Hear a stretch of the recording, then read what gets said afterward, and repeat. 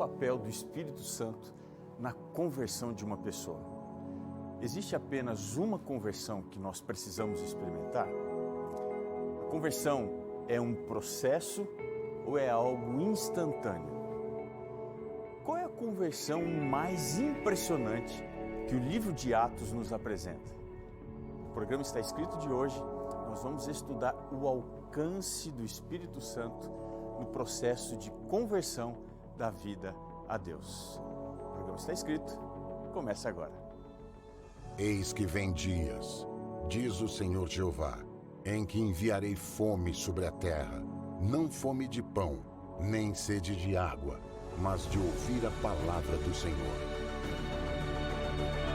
Jesus respondeu, está escrito, nem só de pão viverá o homem, mas de toda palavra que sai da boca de Deus. Está escrito, apresentado por Robson Menezes.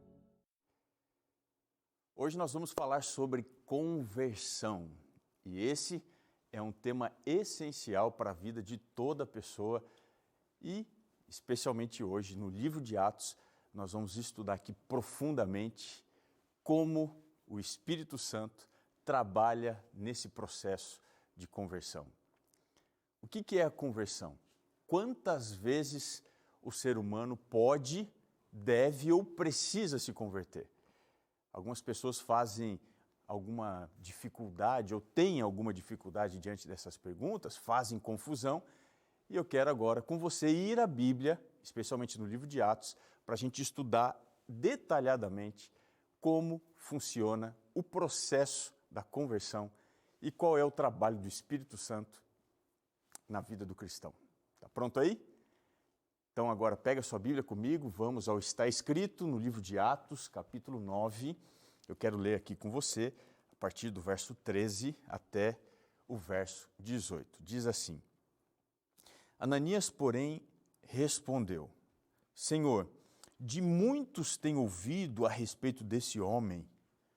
Quantos males tem feito aos teus santos em Jerusalém? E para aqui trouxe a autorização dos principais sacerdotes para prender a todos os que invocam o teu nome. Pois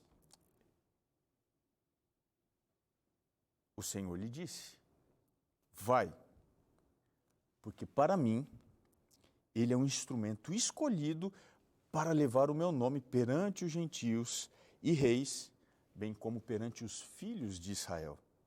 Pois eu lhe mostrarei quanto importa sofrer pelo meu nome.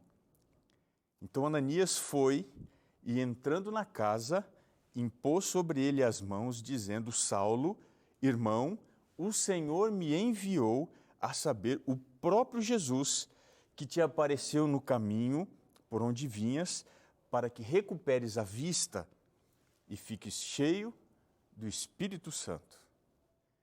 E o verso 18 diz assim, e imediatamente lhe caíram dos olhos como que umas escamas, e tornou a ver. A seguir, levantou-se e foi batizado. Vamos pensar um pouquinho aqui nessa história. O que é uma conversão?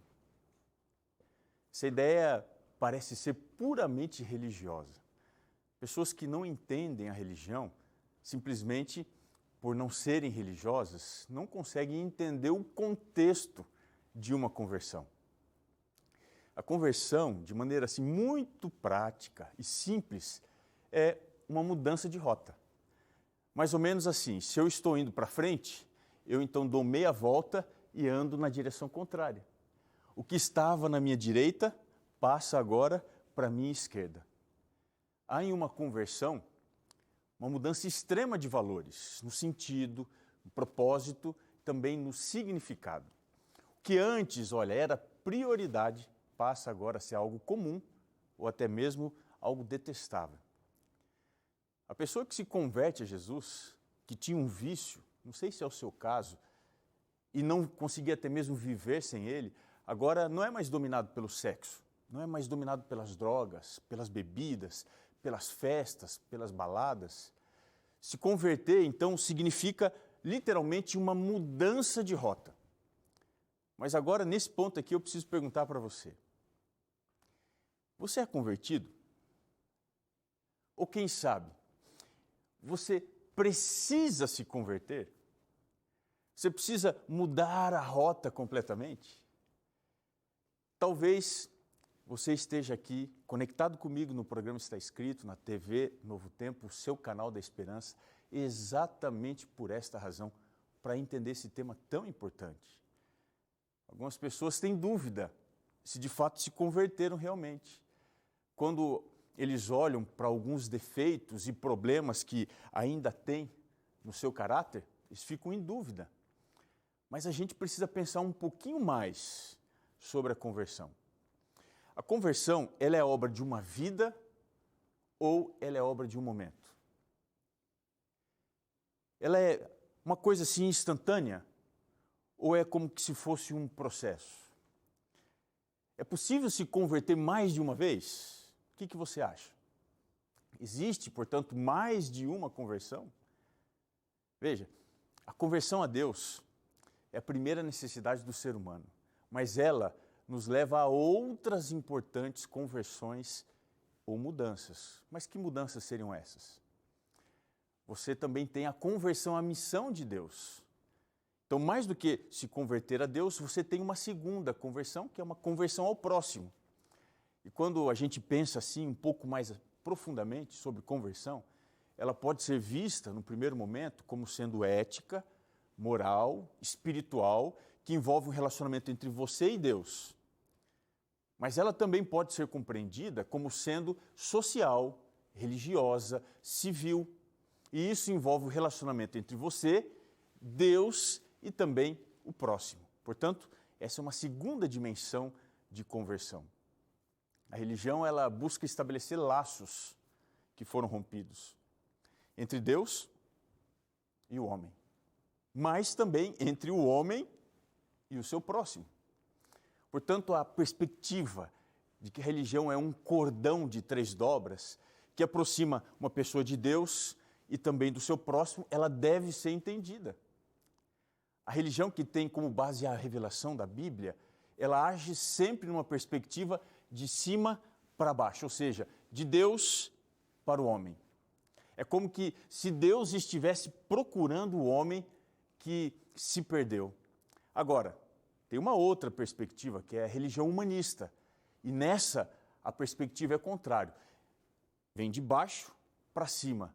É como que se o homem estivesse procurando por Deus. Mas a grande pergunta, ela ainda precisa ser respondida.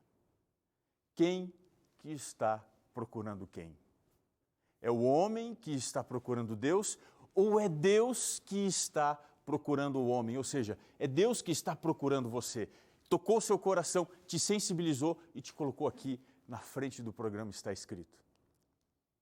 Provavelmente, a razão da nossa decepção com Deus esteja no fato de que ainda nós não aprendemos o que realmente nós precisamos. É por essa razão que Deus nos permite sofrer. Sabia disso? É porque o sofrimento, ele é o vestibular para a universidade do serviço a Deus. E é nesse contexto que os fracos, os esquecidos, os marginalizados, eles são agora empoderados nesse processo de ensino e de aprendizagem de Deus. E quando a gente pensa assim, nessa perspectiva, o diploma dessa universidade é a capacitação para a missão. O professor dessa universidade é o Espírito Santo. E a sala de aula é o deserto. É diante dessa cena que nós olhamos para Saulo, um dos maiores professores do cristianismo. Com certeza você fica impressionado quando lê qualquer escrito que ele deixou. Mas esse professor, antes de ensinar, ele precisou aprender, e isso da pior forma possível. Sendo jogado por terra, consegue entender isso? Sendo cegado para o seu orgulho, a sua vaidade. É por isso que esta é provavelmente a maior história de conversão da Bíblia. Mas por que ela é especial? Para entender a resposta a essa pergunta, a gente precisa compreender a estrutura do livro que conta essa história, que é o livro de Atos. Quem escreveu esse livro é exatamente o mesmo autor do evangelho que tem o seu nome, Lucas. E Lucas era obcecado pelo tema do poder do Espírito Santo. Alguns até chamam o evangelho, o livro de Atos, como sendo livros do Espírito Santo. E a estrutura aqui demonstra ou destaca a ação do Espírito na vida e no ministério de Jesus Cristo e também na vida e no ministério dos apóstolos. No Evangelho de Lucas, quando você vai lá no começo, Jesus ele é concebido pelo poder do Espírito, no capítulo 1, verso 35.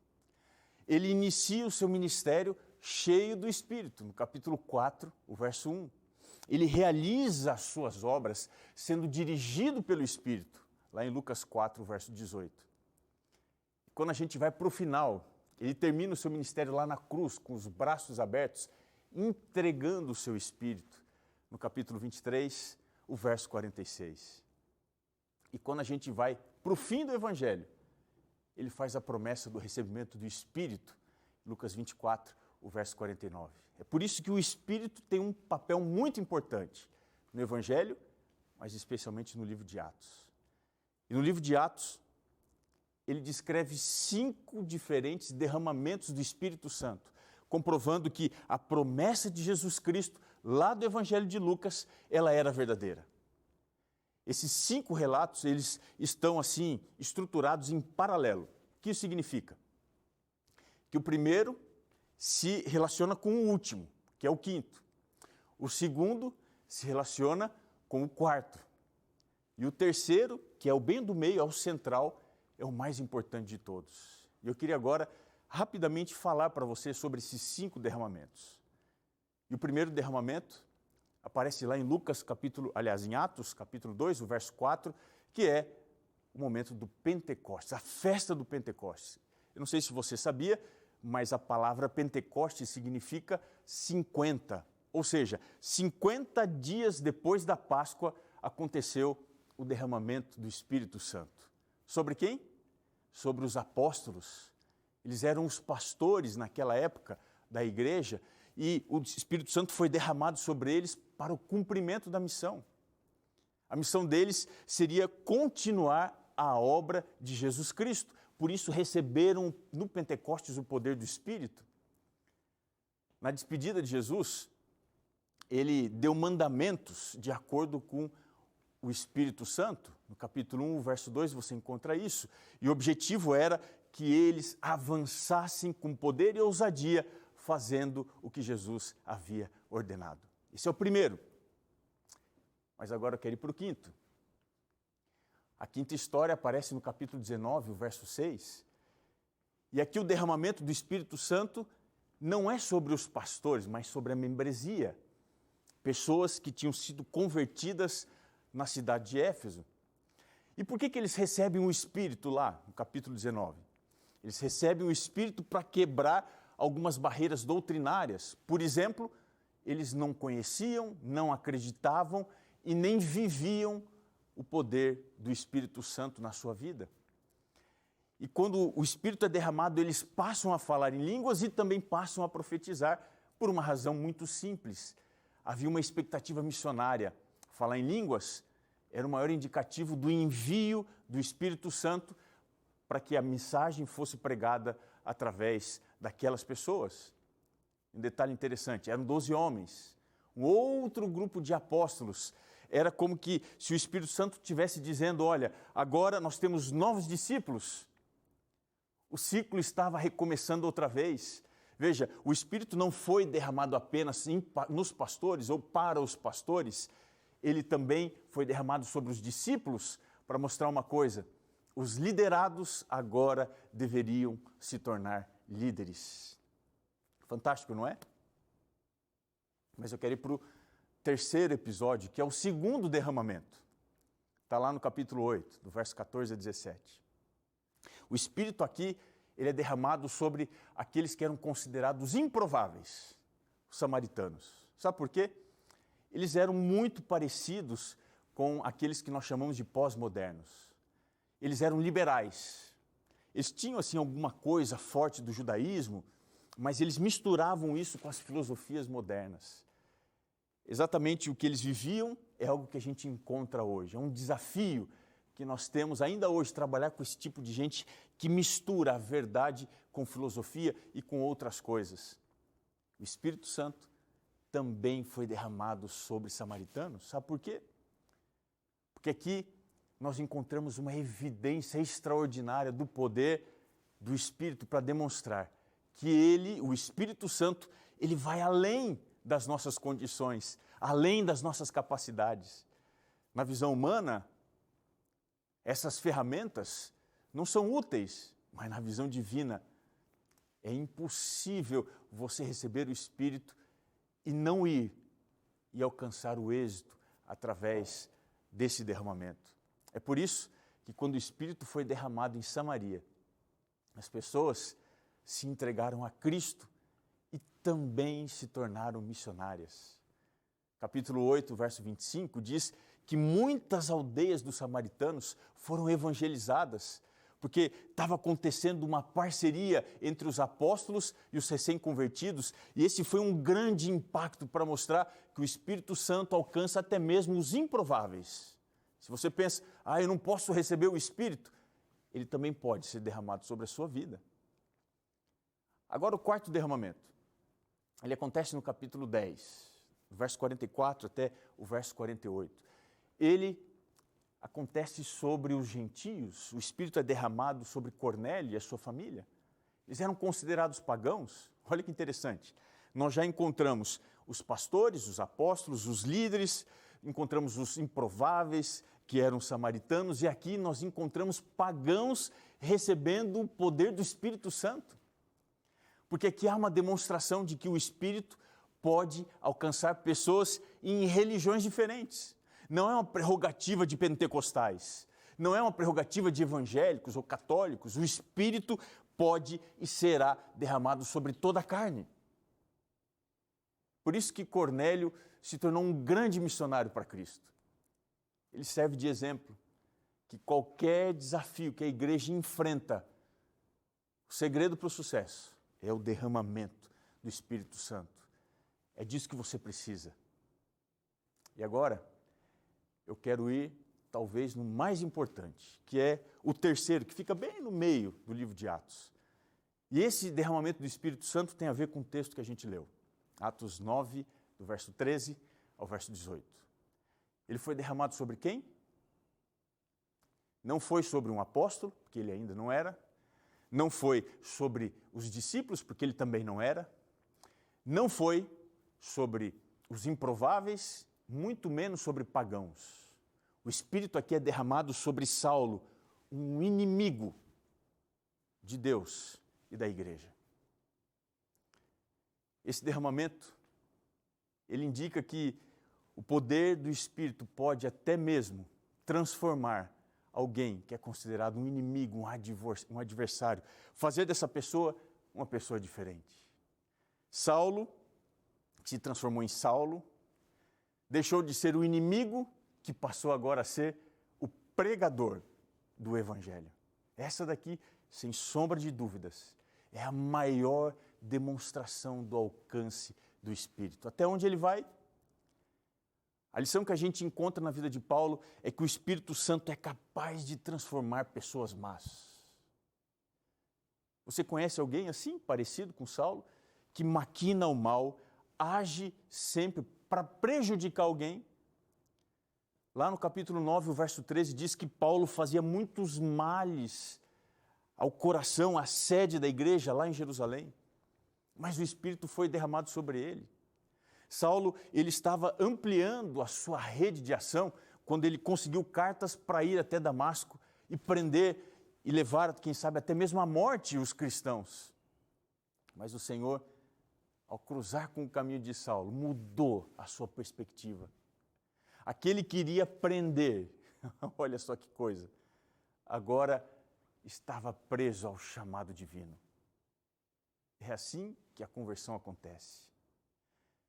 Aquele que for enviado para perseguir, agora seria perseguido, é o que o verso 16 descreve. Ele importa, ele vai descobrir, através do sofrimento, como é importante me servir. Aquele que até então servia como o centro do comando da religião, judaica, seria agora o embaixador da fé para os marginalizados. Quem eram eles? Os gentios, para os reis e os filhos de Israel. É isso que o verso 15 aponta. Olha que coisa extraordinária. Onde o Espírito foi? Uma outra lição importante. O Espírito foi derramado sobre Saulo para demonstrar que ele é capaz de transformar as deficiências que nós temos em grandes habilidades a serviço de Deus. Aquele que achava que via tudo, diz aqui o texto, que ele precisou ficar cego para poder enxergar verdadeiramente. Olha que coisa interessante, a visão limitada foi trocada por uma visão amplificada, que é a visão do Espírito. Essa visão amplificada do Espírito, ela leva pessoas religiosas a serem iniciadas na fé. É por isso que ele é batizado e nesse instante ele recebe a plenitude do Espírito, o batismo do Espírito, o dom do Espírito. É isso que você precisa, receber esse presente extraordinário. Para assim como Saulo, transformado em Paulo, entender que aqueles que sabem tudo começam a aprender que o essencial na vida cristã é viver pelo Espírito, para o Espírito, pelo poder do Espírito. Você consegue entender isso? Saulo finalmente entendeu que os olhos são inúteis quando a mente é cega. Saulo era um cego espiritual. Ele perseguia Deus, não entendia nada sobre fé, apesar de ser um professor religioso. É diante desse contexto que eu me torno muito semelhante a Saulo. É diante dessa história que você também pode enxergar a ação do Espírito de Deus. Existem basicamente duas coisas sobre a história de Saulo que você precisa entender. Primeira, é necessário uma conversão genuína a Deus. E isso só vai acontecer se você permitir Deus tocar nos seus olhos. Quando os nossos olhos deixam de enxergar na nossa perspectiva, ainda que sejamos cegos, a gente passa a ver o que de outra forma não seria possível. Nós estamos vivendo um dilema muito interessante. Cada vez mais o mundo que a gente vive se torna cego para as coisas de Deus. Jesus disse no Evangelho de Lucas, capítulo 18, verso 8, quando vier o Filho do Homem, haverá porventura fé na terra? O nosso mundo está cada vez mais cego espiritualmente falando. E se nossa cultura é essa, como que nós vamos transmitir o Evangelho a uma geração que ouve com os olhos e enxerga com os sentimentos? Paulo é o grande exemplo de que o Espírito é capaz de fazer um fariseu orgulhoso ficar cego para poder ver. Paulo é um grande exemplo de que Deus pode fazer a mesma coisa com você. Eu estou olhando para uma câmera, mas eu imagino que eu estou diante da sua casa, da sua sala. Eu estou talvez te acompanhando dentro do ônibus, do metrô, mas deixa eu te dizer uma coisa. Hoje, o Espírito de Deus está passando pela Damasco da sua vida. Talvez Ele vai fazer algo que não esteja dentro da sua mente, como planejado, como esperado, mas é o que você precisa para uma nova vida. Você precisa primeiro se converter a Deus, mas depois vem o segundo aspecto da conversão. Você precisa também se converter ao próximo. Saulo vivia para os seus interesses, para defender as suas causas. Jesus, ao tocar nos seus olhos, o levou a se converter para o próximo. Você entende o que Cristo quer fazer na sua vida hoje? Você entende o que o Espírito quer fazer agora com você? Não importa se você é ateu ou se você tem alguma outra forma de enxergar a vida que não a fé. Se de alguma forma você parece ser um inimigo, saiba que, como Paulo, você pode ser o maior exemplo. Através da sua vida, Deus pode fazer coisas extraordinárias. Algumas pessoas dizem, mas eu não nasci com o órgão da fé. De fato, quando a gente nasce, a gente não nasce com o órgão da fé, com a capacidade de crer nas coisas. Mas é quando Cristo passa na nossa vida, é quando Ele envia o Espírito sobre nós que as coisas se tornam diferentes. E hoje eu estou aqui em nome de Cristo para dizer que o Espírito está batendo a porta da sua vida. Você permite Ele entrar? Quero fazer uma oração com você para consagrar a sua vida, a sua história a Deus, nesse momento. Uma simples oração pode fazer diferença. Não importa onde você esteja, em que situação você se encontre, Deus pode abrir os seus olhos. Você pode orar comigo? Querido Pai, estamos nesse momento em oração, adentrando no santuário onde Tu habitas. Nós hoje queremos pedir que o Senhor abra os nossos olhos para que possamos ver e viver pelo poder do Espírito. Que sejamos instrumentos para abençoar as pessoas. Alcance esse amigo, essa amiga que acompanha a TV Novo Tempo. O programa está escrito nesse instante no lugar aonde ele ou ela se encontra. Seja no norte do Brasil, no meio da floresta, seja no sul, no meio das cidades, seja no centro-oeste, no meio do cerrado, em qualquer lugar, que a Tua graça alcance, transforme, que o Seu poder seja visto agora. Em nome de Jesus, eu oro. Amém. Ah, que maravilha poder estudar sobre esse tema tão fantástico que é o tema do Espírito Santo. E eu queria, nesse momento, agradecer os nossos queridos anjos da esperança, porque nos dão o privilégio de preparar guias como esse daqui, o Espírito Santo, Deus dos bastidores, para enviar aí para você que quer saber mais sobre o tema do Espírito Santo.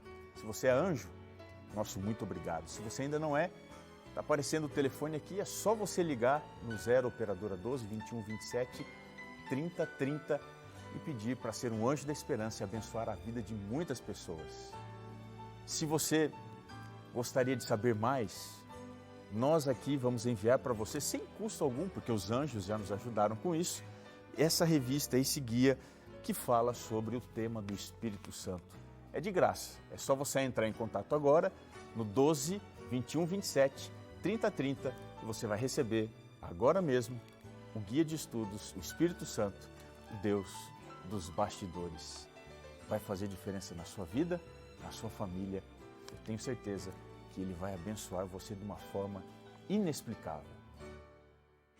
Nós estamos chegando ao final do nosso programa, mas eu queria te lembrar que está escrito: nem só de pão viverá o homem, mas de toda palavra que procede da boca de Deus. Um grande abraço e até o nosso próximo encontro aqui na TV Novo Tempo.